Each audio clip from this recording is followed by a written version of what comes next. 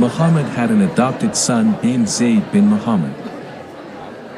He would like to marry off Zayd. Zayd, I would like to marry you with Zaynab. I think she would be a great wife for you. Yes, Rasulullah. Let's go to her place.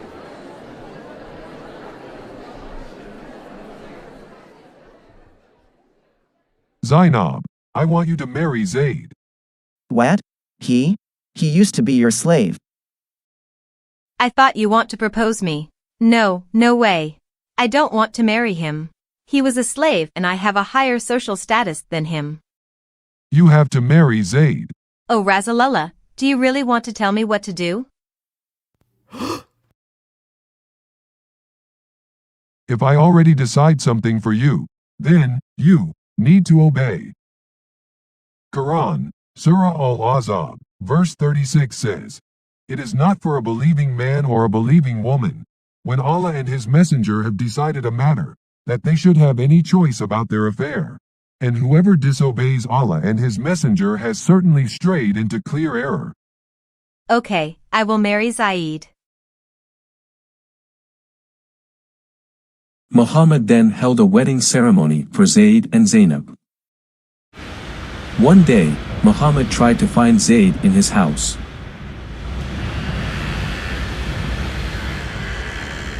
Zayd, are you there? But Zayd was not at home.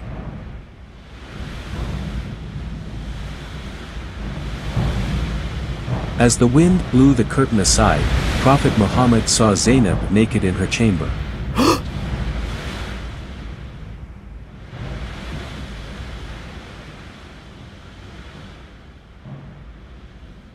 MashaAllah.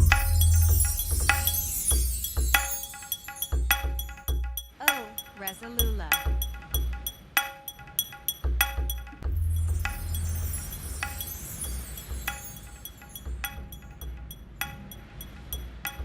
Zaynab quickly put on her clothes, then she went out to meet Prophet Muhammad. Come in, O Prophet of God, for you are as my father and my mother to me. Bless him who changed one's heart.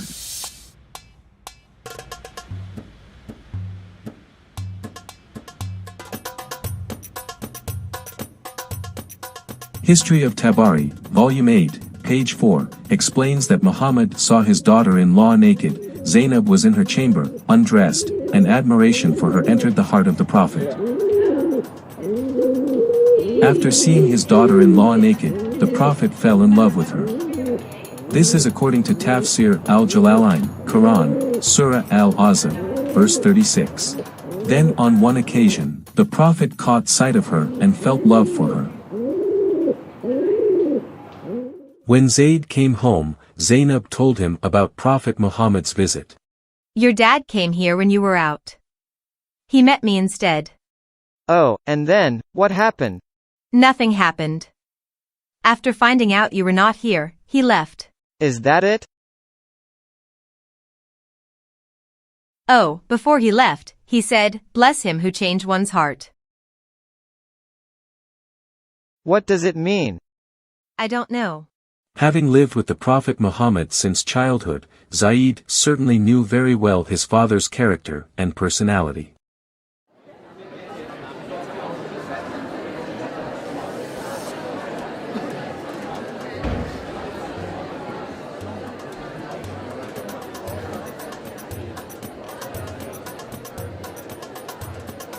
It was difficult for Muhammad to hide his feelings toward his daughter-in-law.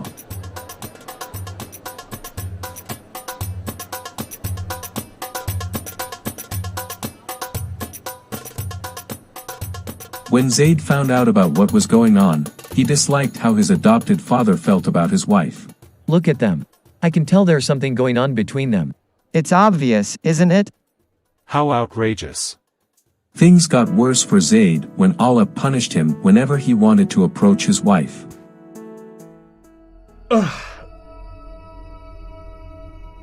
Ouch, it hurts. My private part is swollen so bad, it hurts.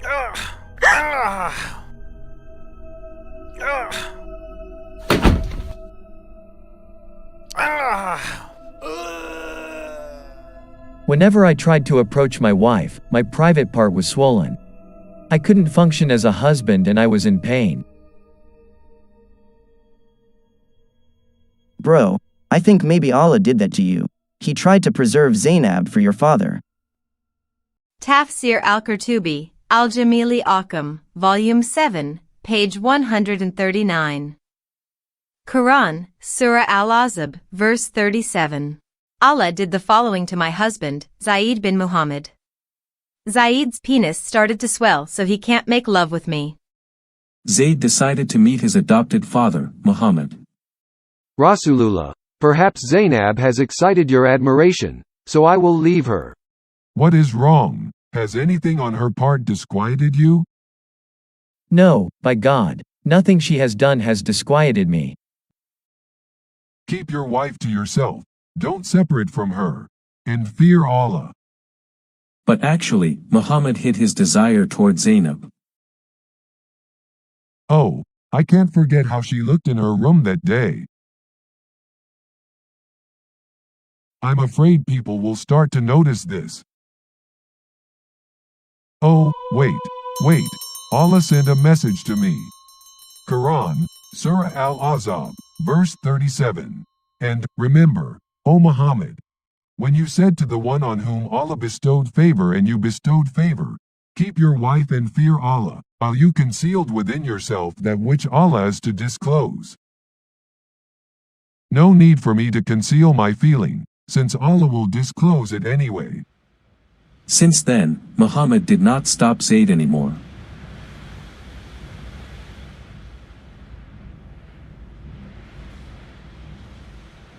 I will divorce Zainab so you can marry her.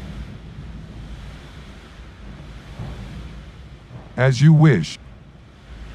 A decent man would certainly feel very humiliated by such an inappropriate offer. But it seems that the Prophet had his own moral standards. People start talking about Muhammad's plan to marry Zainab. How come he could marry his daughter-in-law? In the Quran, Surah Al-Ahzab, verse 36, Allah forced Zainab to marry Zayd. But just one verse later, Allah married Muhammad to Zainab. Why is Allah more concerned with fulfilling the Prophet's sexual desires than anything else? Allah allows me to marry Zaynab, since Zayd wasn't my real son. So when Zayd had no longer any need for her, we married her to you in order that there not be upon the believers any discomfort concerning the wives of their adopted sons when they no longer have need of them. And ever as the command of Allah accomplished. With Quran, Surah Al-Ahzab, verse 37, Muhammad banned adoption in Islam. We cannot adopt orphans anymore. How on earth God would abolish the noble practice of adoption? To show that Zayd is not his real son and it is legal for Muhammad to marry his daughter-in-law. Wow, the excuse is worse than the offense. Who would like to follow the Prophet's moral example? Develop wrong desires for your son's wife? Aren't we all want our sons to have Sakina, Mawadda, and Rama marriages? This is one of Rasulullah's many privileges. Not for you, but for the Prophet only. Tafsir al-Qurtubi, Quran, Surah Al-Ahzab, verse 50. If Prophet Muhammad looks at a woman and desires her, then it is necessary for her husband to divorce her so that he can marry her. That is his right from God.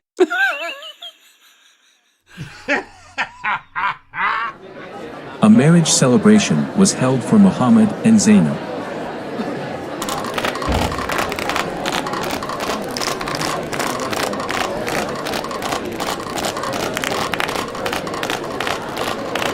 Everybody was happy except Zayd. I lost my beloved wife. What's more, I'm not the Prophet's adopted son anymore. In the past, people called me Zayd bin Muhammad, but now they call me Zayd bin Haritha. How can I be happy in a situation like this? Up to late at night, guests still did not want to leave Prophet Muhammad's house. The Prophet left the room to give a hint that it was time for the guests to leave. After a while, most people left Muhammad's house. But 3 people still remained. These people are still here.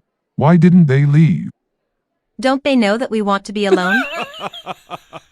The prophet showed displeasure with them. Look. He tried to show us that we should leave. Why not telling us directly? Maybe he needs Allah's help to get rid of his guests.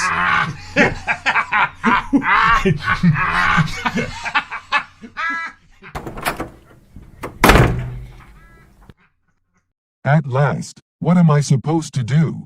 Ask them to leave? People just have no manner. Here is the verse to get rid of guests who stay for too long in your house. Quran, Surah Al-Ahzab, verse 53. O you who believe, do not enter the homes of the Prophet, unless you are given permission to come for a meal, and do not wait for its preparation. And when you are invited, go in.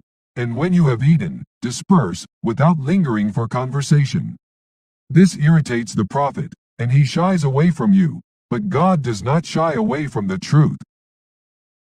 Even after the wedding, people continued to talk negatively about Muhammad's marriage to Zaynab. How could he have the heart to cancel Zayd's adoption? That's right. Doesn't he remember in the past when he swore in front of the Kaaba to take Zayd as his own son? In our culture, once we adopt someone as a child, then that person becomes a member of our family for life. For life. Muhammad felt the need to stop people talking about the disgrace he had done to Zayd. I have to do something. Zayd led the Muslim army to attack Basra. Take over Byzantine power there. Be the flag bearer. Yes, Rasulullah. Zayd led 3,000 Muslim soldiers to Basra. The other two commanders of the Muslim army were Ja'far bin Abi Talib and Abdullah bin Rawaha. Is your private part still swollen? Just shut up. Zayd led his army from Medina to Basra, which was located in the Shem or Syria region. The Byzantine force intercepted them at a village called Muda.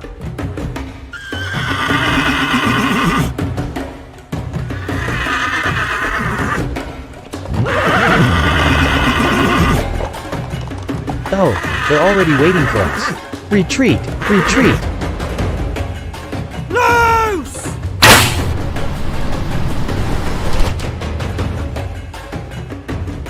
The two Muslim commanders, Ja'far bin Abi Talib and Abdullah bin Rawaha, died in the battle.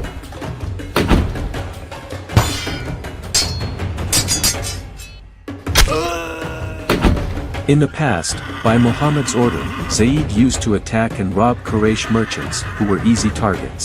This time, he dealt with a real powerful army.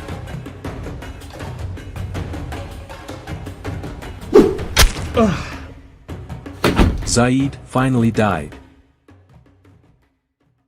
Let's compare the love story of the Prophet Muhammad and Zaynab with the incident that happened to King David, which is written in the Bible, 2 Samuel, chapters 11 and 12.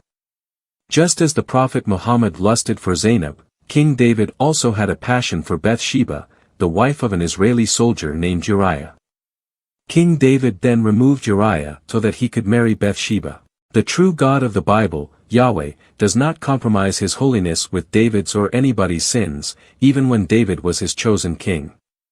He severely chastised and punished King David. 2 Samuel, chapter 12, verse 10.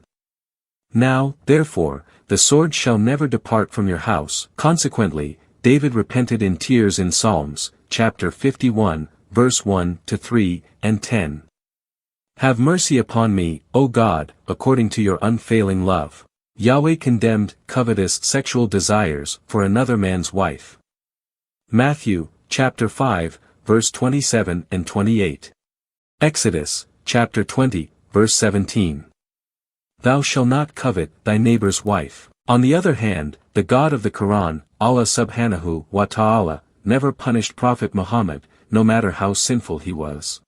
Allah cooperated with the Prophet to realize his evil desires, through various verses of the Quran which justify the destruction of the household of his own son and daughter-in-law. Quran, Surah Al-Ahzab, verse 37 and 38. Al-Sirah Al-Halabiyah, Volume 3, page 377. If Muhammad lusted after a married woman, it became a must for her husband to divorce her for him. Tabari, Volume 9, page 134.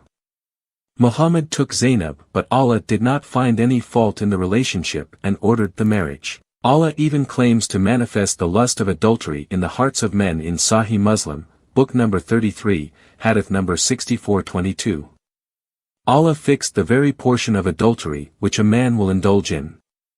There would be no escape from it. Shortly after the marriage between Muhammad and Zaynab, Allah went on to totally abolish the practice of adoption with Quran, Surah Al-Ahzab, verse 4 and 5.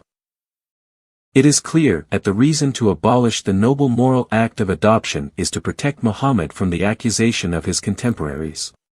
Some Muslims argue that adopted children are not biological children so that the Prophet Muhammad may marry his adopted son's wife.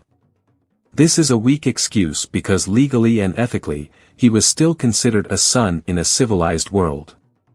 Had not Muhammad sworn before the people of Quraysh, in front of the Kaaba, that Zayd had become his own son? Bear testimony, all ye that are present. Zayd is my son, I will be his heir, and he shall be mine. Muhammad claimed to have excellent moral examples in Quran, Surah Al-Ahzab, verse 21. Indeed, in the Messenger of Allah you have an excellent example for whoever has hope in Allah and the Last Day. Is there any sane Muslim who would want to follow the example of the Prophet in marrying his own son's wife?